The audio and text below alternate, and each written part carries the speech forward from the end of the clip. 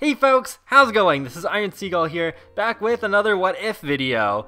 So I was thinking about the abundance of career mods that have been coming out recently, and I don't know, somehow I thought of this idea where depending on the world that you live in The Sims, then your Sim's salary will vary. For example, with The Sims 4, if you live in San Myshuno, then you'll make more money in the social media career than, say, if you were living in a more rural setting. We don't really quite have that yet, but maybe use Brindleton Bay as an example since it's somewhat more rural. In real life, demand for different kinds of jobs can vary depending on where you live, as well as minimum wage, so I think as a life simulation, it makes sense for The Sims to have that represented.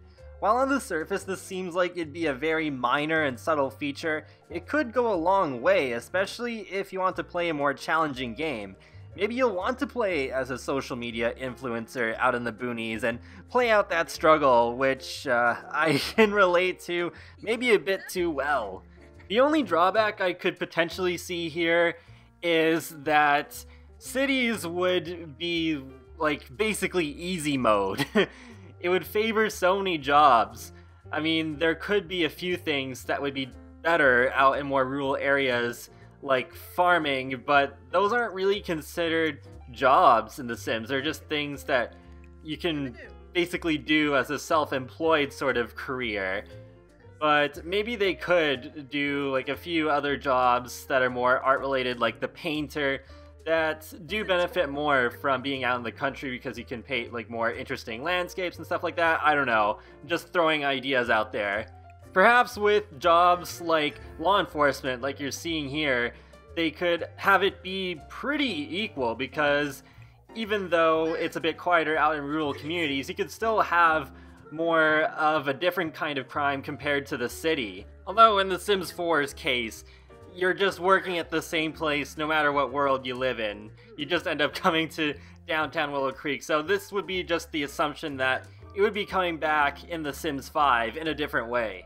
And speaking of The Sims 5, this is the first time that I'm really suggesting a feature where it doesn't necessarily have to be done in The Sims 4, because I'm definitely not expecting the team to actually put a feature like this so late into the game. I don't know if it's even possible to be done in The Sims 4, and even if it was, I don't know if they would go to that much effort, because like I said earlier in the video, even though this feature could have a significant impact on gameplay, I don't know if they would go to this much effort to put in something that does feel kinda subtle on the surface. It's definitely not something as radical as adding a free new world or adding toddlers.